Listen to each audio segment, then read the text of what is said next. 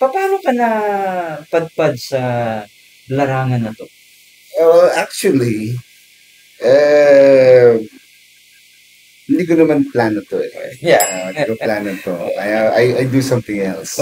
I am actually a licensed customs broker. Uy, Yan. yun. Doon tayo sa larangan ng customs. And so many other things. I was a race car driver.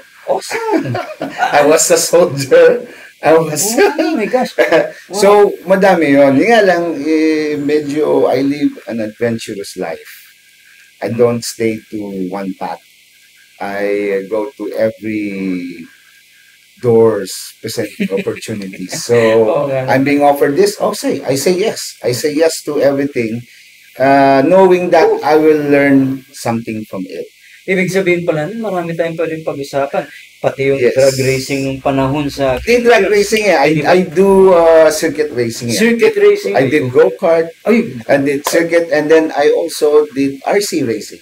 ba, I was, pati yung RC I was a Ganda national naman. and international champion Oh. RC racing. So yun, madami tayong pinagdaanan sa buhay. And then, at the same time, meron din akong profession talaga. But then, you know, I thought it would be boring kung isa lang. Good point. So, I'm doing so many other things. Yan, napadpad tayo sa HOA. Nagkasama tayo noon Ay, oo. during the Sa federation. federation. And that opened the doors for me to do service for the community. Community service na tayo. Sige, so anong gagawin natin? Pataas na tayo.